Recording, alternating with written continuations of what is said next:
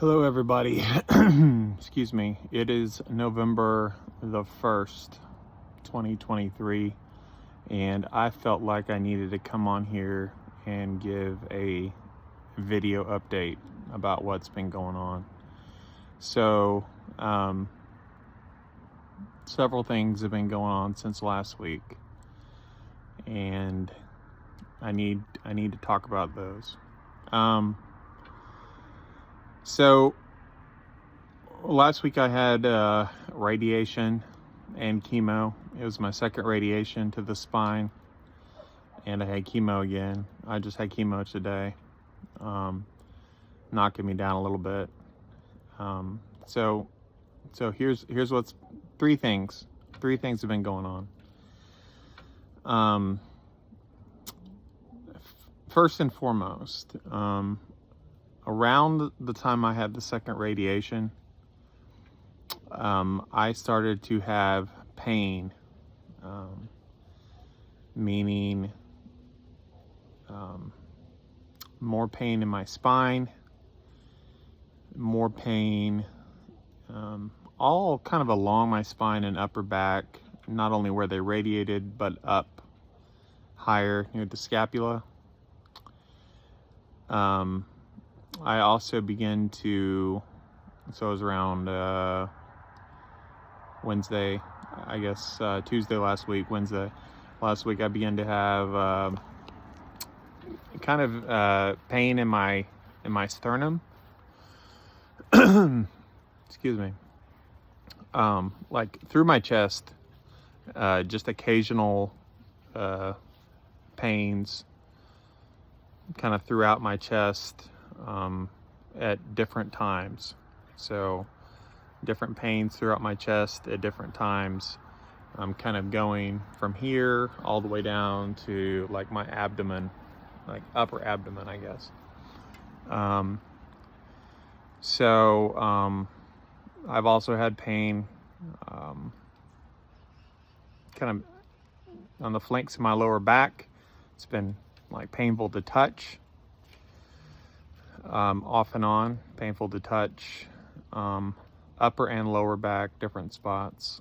Almost feels like inflammation. Real hard to describe because it's not consistent, it's not constant, right? But I'd say my sternum and back, or back center of body, has been the worst area. So I talked to my oncologist today, and I was certain that he would order a full body CT, like a full chest, abdomen, pelvis CT. He didn't. He didn't feel the need to.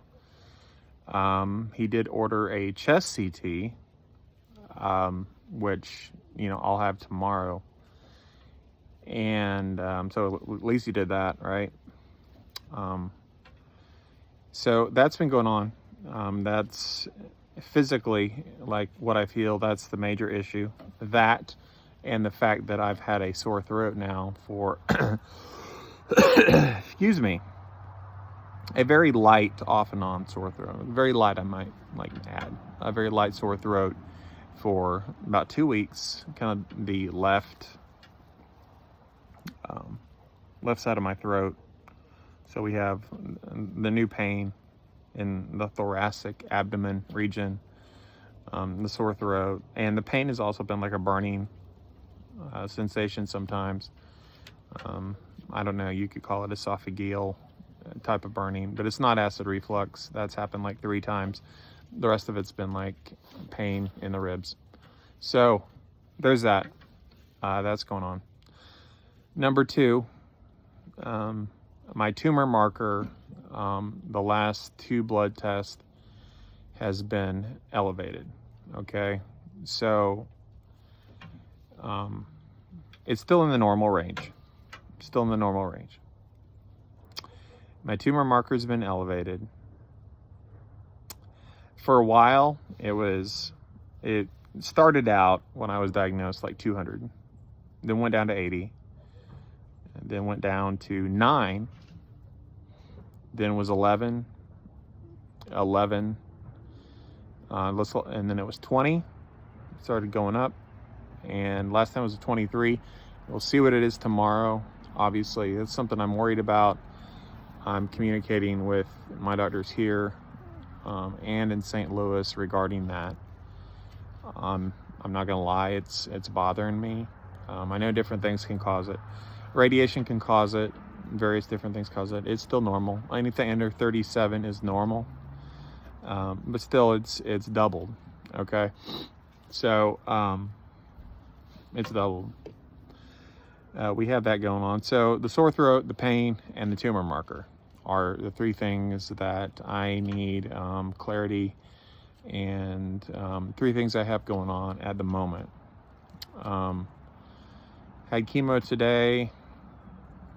Last week was pretty chill chemo wise. This completes a cycle technically here. This is the third. So on days 1, 8, and 15, this would technically be our day 15. Completing a cycle. Last week it didn't go too bad. High heart rate, nausea for 3 or 4 days. I'm taking Zofran every day for nausea. Temperature-ish, kind of going up sometimes. Not really. Okay, not a fever. I can't even call it a fever. I felt sick and my temperature was up to like 99.2, but I can't call it a fever. That's not a fever. I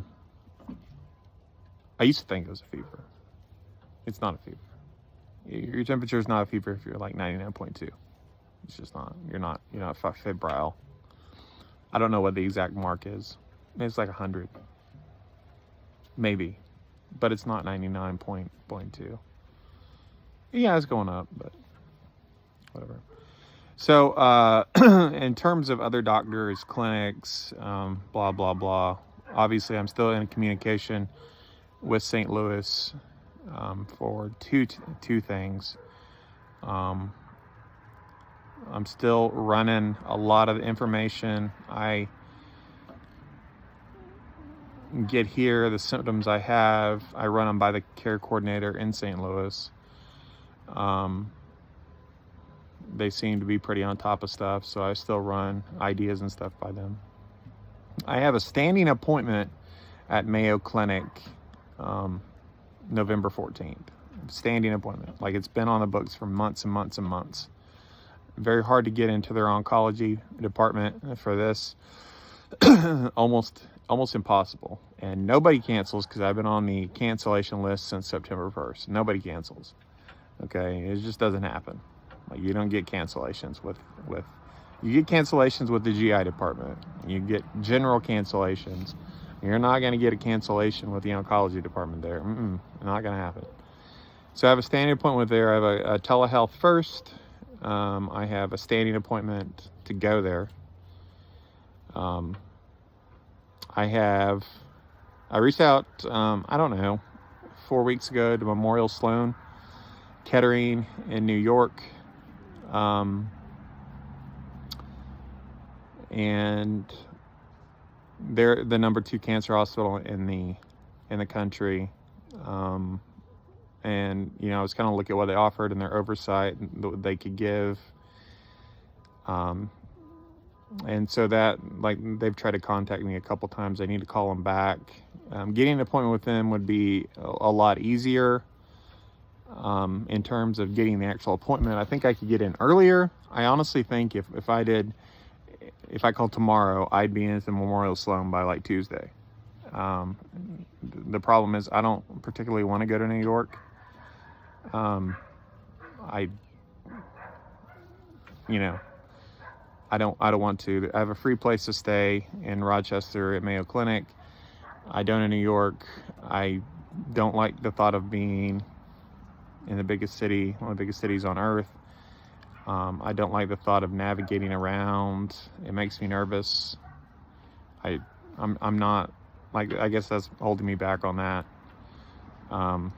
When I was used to travel, when I was young, it was great. It's great for trips.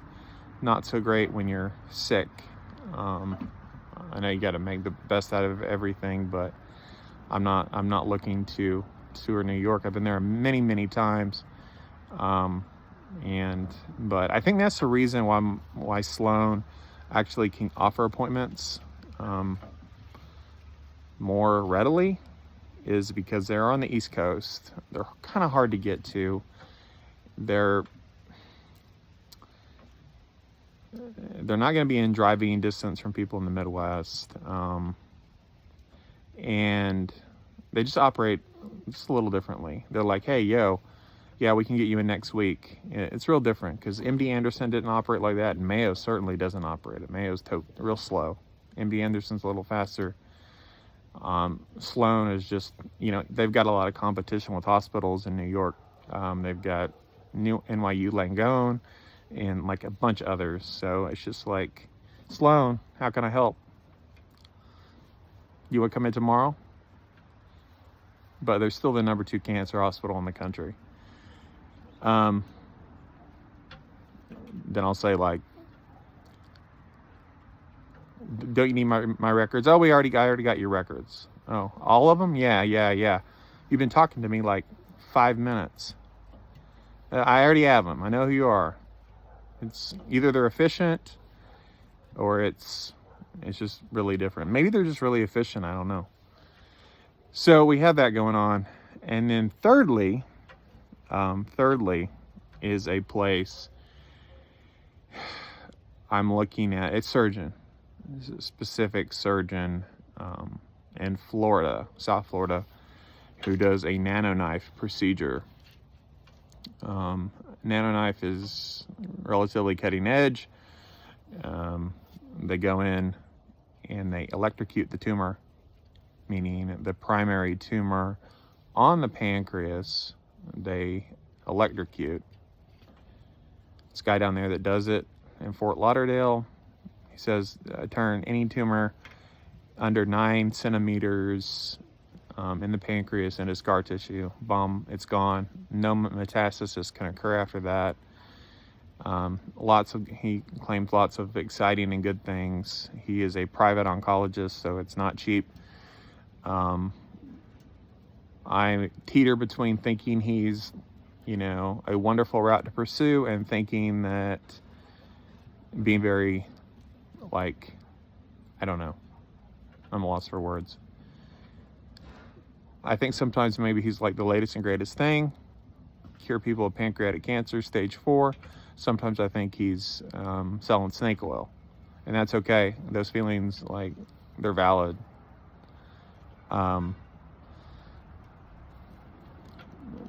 Depending on the hour, that's what I'm thinking with him. I talked to him like four times. Okay, he's well trained. He does NanoKnife. NanoKnife is stands for IRE, some kind of radiation, blah blah. Basically, it's electrocuting tumors and turning them dead. Like if you were to electrocute your arm or your hand for like an hour and make it die, or you electrocute your heart and make it die. Well, he electrocutes the tissue of the tumor while preserving the veins, arteries, everything else around it. So the tumor dies, but none of the good stuff dies. Okay? So people come to him from all over the world. They come to him from Europe. He claims that he can shut down all metastasis. He can then use lower dose chemo, intramural therapy, and the body will respond and fight the tumor, the dead tumor. This is controversial. This is going to be way outside your standard of care. Makes sense? I don't know. I'm thinking of it. I'm still in the thinking phase of that. It's an insurance reimbursement type of deal. So that's what I have going on. I didn't mean to get into the technical details of everything. I just wanted people to know what was going on, like right now, like immediately, day to day. So day to day, we have like this new inflammation pain I've had. We have and then the tumor markers, which, anybody sees those going up, they're going to worry. That makes me want to head to Memorial Sloan quick. But so that's what we got going on.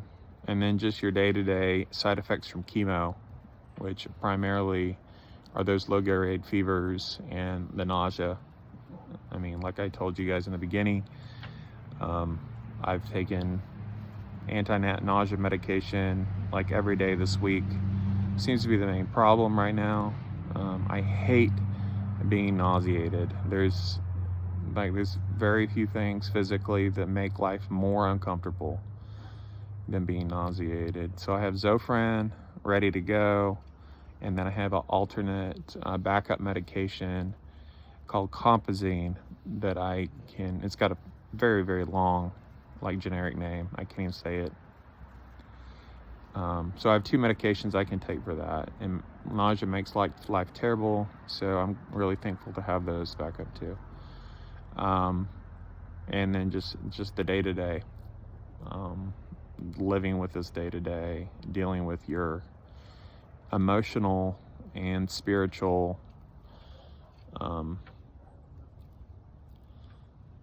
the emotional and spiritual aspects of living with this. I mean, physical is one thing. We can get physical. They can give you nausea medicine. They can give you painkillers. They can give you pain patches. They can give you this and that, and they can always make you comfortable physically. But what makes your soul? What makes your soul comfortable? What makes your heart comfortable? Do we ever think about comfort care from the heart? Do we ever think of heart hospice? What makes your soul feel at peace? They can give you pain. They can give you pain meds. So that's the most important thing. It always is.